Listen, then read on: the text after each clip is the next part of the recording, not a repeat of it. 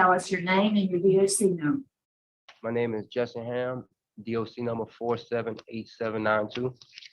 All right, let me introduce the parole panel to you. My name is Cheryl Renazzo. This is Mr. Alvin Roche to my left. This is Bonnie Jackson to my right. Let me acknowledge you have some guests that have joined us today and want to speak in support on your behalf. Your dad, Mr. Rickenham, is here, and friend Robert Lohr, and at the appropriate time, we'll call on them for their comments. You've kind of been through this before because you had a party hearing, but let me just read the information into the record, and I'm going to turn it to Mr. Roche in case it's signed to him. So, Mr. Hamm, you are currently serving a 20-year sentence for as a habitual offender for possession of a firearm by convicted felon and aggravated burglary. Your parole eligibility date is September 13, 2022. You have a good time date, January 13, 2027. Full term date is in January 2028. Is all that correct? Yes, ma'am. Answer Mr. Roche, your questions? Thank you, Madam Chairman. Good morning, Jesse. Good morning, sir. Good morning. Nice to see you again. Good to see you as well. Yeah.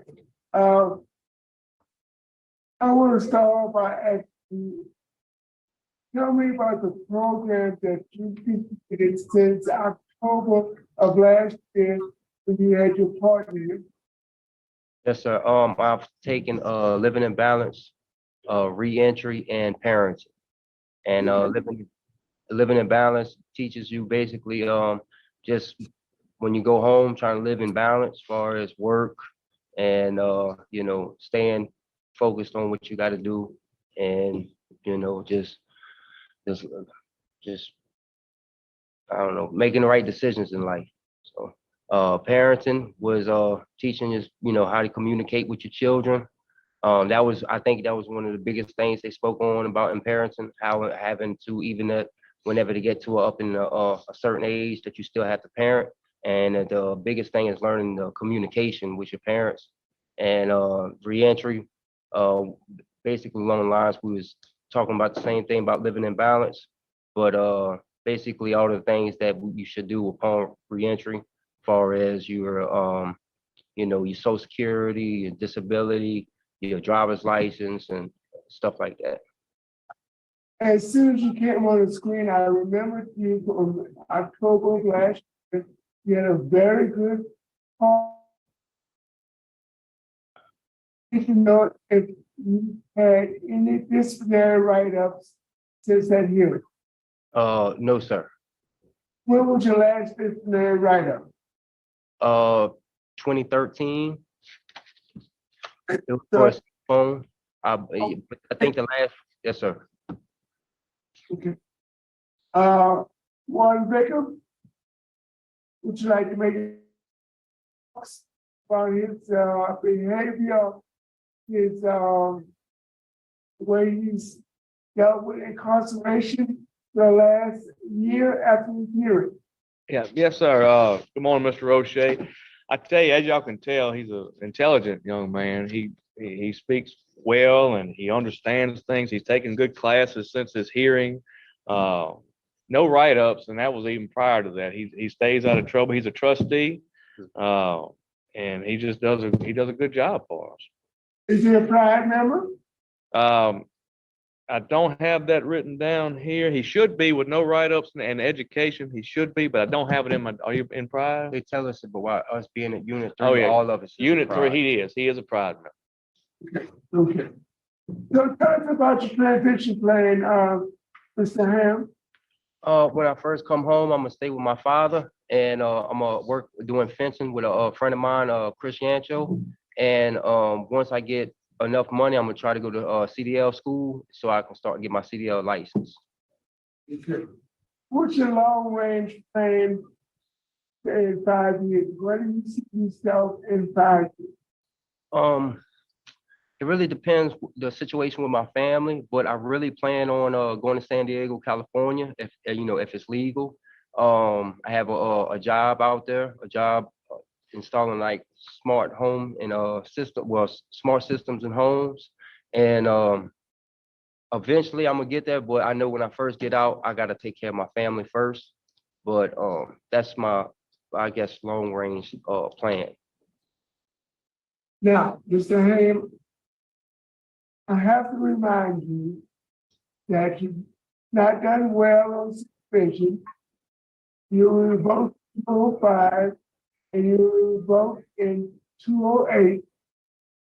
Your third felony offender. Yes, sir. Have you got your GED? Yes, sir. Okay. And you're moderate risk and you have some high needs. So you have to take that in consideration, Yes, sir. especially your sobriety plan. You have to stay away from drugs and alcohol. Yes, sir. You consider yourself an addict? At one point, yes, sir, I was. You think there's a phrase, once an addict, always, Yeah, and addict. Yes, sir. so are you an addict? Yes, sir. Yes, sir. You are a recovering addict. Yes, sir. You have to deal with that every day. Yes, sir. Please keep that in the forefront of your mind. That you're an addict, you can't afford to have a relapse. Yes, sir. One thing I want to add to that, with the decision making, I can't make the wrong decision because I got a lot of people who love me and depend on me. So when it comes to my decision making, you know, of course I don't make all the right decisions, but I make the right decision. You know, the decisions that count. So I've been pretty good on that for the last about 10 years. So I plan to continue to do that. Family, get you a good sponsor, attend NAA meetings on a regular basis. Sure. Make sure your sobriety is ongoing. Yes, sir. Mr. Ham, you have a moderate risk assessment.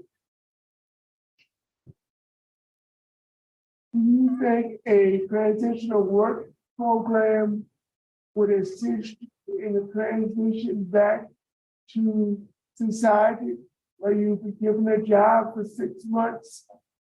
You'll make a little money before you release. Mhm. Maybe you'll pick up another year or two that will help you in the future. I feel at this time, I have a very, very strong support system. I feel at this time I could be released and my family, any financial that I would need when I first get out, I'll be very well. And all it to take for me to start working, I would be in a very good position to succeed. After I hear from your guests, and I'll make a decision whether or not I'm gonna recommend that. But Yes, yes, it's all right, and your family can take care of your financial needs, yes, sir. and you have a skill. I understand that from talking to you this morning, you have a job in San Diego, dealing with home security and home technology. Yes, sir. So maybe you're safe, but you must remember that you have a history, and you can't let that history get in your way of succeeding. Yes, sir. I understand, and I won't. I promise. Thank you, madam. All right, we'd like to hear from your father, Mr. Ricky.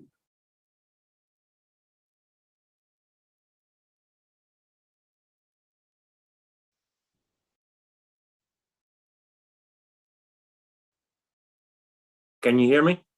We can. Morning. Been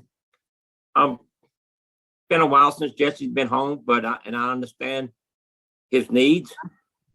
I've been sober for 18 years, so I know what it takes to stay sober. I still sponsor, I still do meetings and stuff. Been working the same job for 20 years, so I pretty much know what he's up against. And I'm willing to help him and have him come stay with me. I think he's mature enough and stuff that he can handle today's world, because it has changed a lot. So, but I think he's mature enough. I'm talking to him over the years. I've heard a change in his mentality, his voice. I believe that the man would do well. He's willing to accept, the struggles and go with it. Yes, sir. Thank you. We appreciate your support and we appreciate your remarks this morning. You're welcome. All right, we can hear from Mr.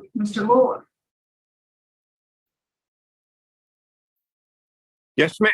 How are you? Okay, thanks for asking. How are you today? I'm doing fine. I don't want to take too much time, but I want to introduce myself. I'm Robert Lohr. I'm a 36-year veteran of local law enforcement and federal law enforcement. I'm part of Jessie's support group.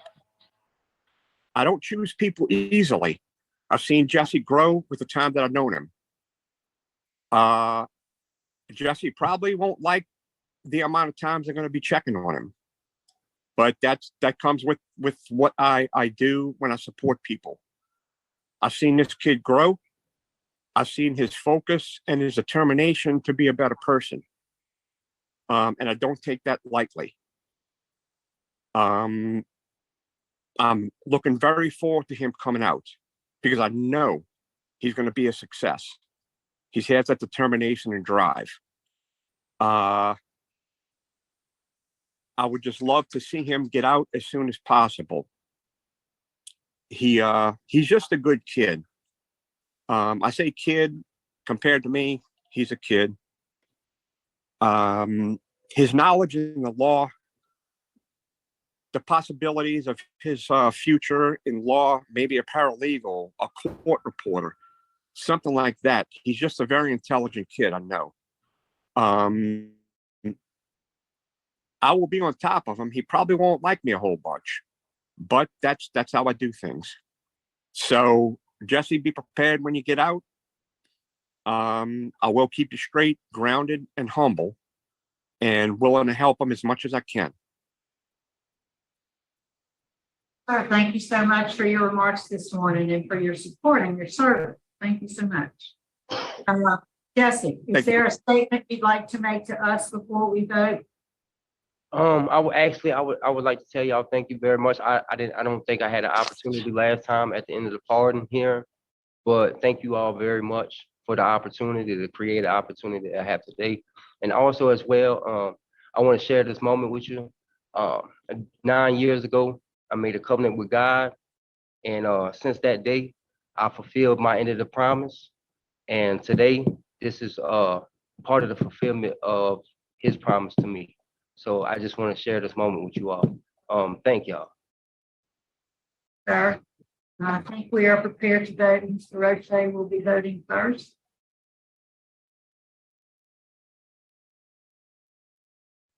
Mr. Hamm, Yes, sir.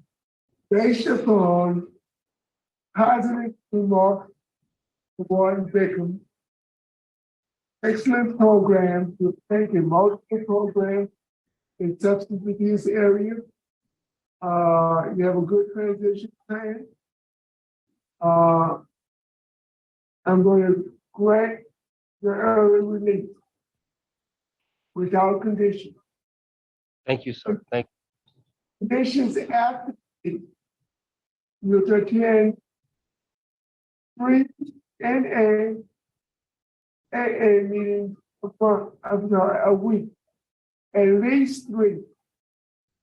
You can attend more, but you will be required to attend at least 3 NA meetings. You have a curfew from 9 p.m. to 6 a.m.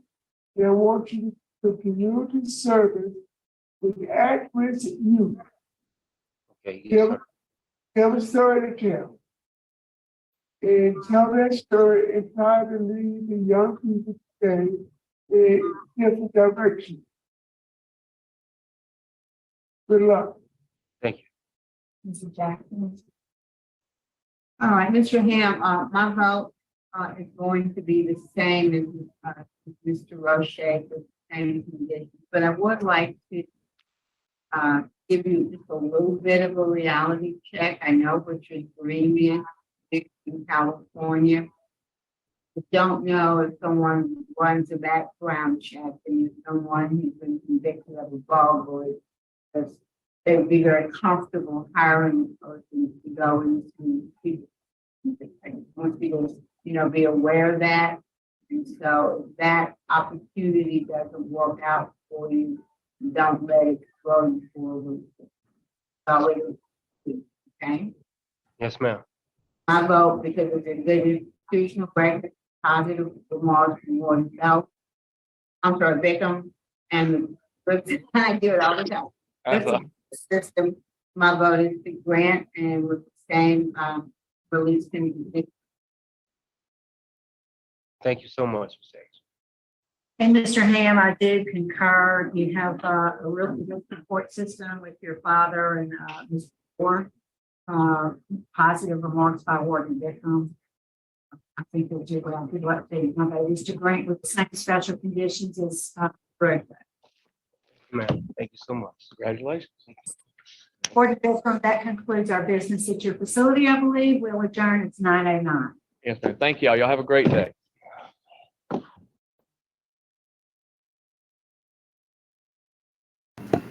Well, congratulations. It was interesting. I just felt like Mr. Roche was talking to him like he was a young, kind of like a kid. So I just double checked his age. He's 37 years old. But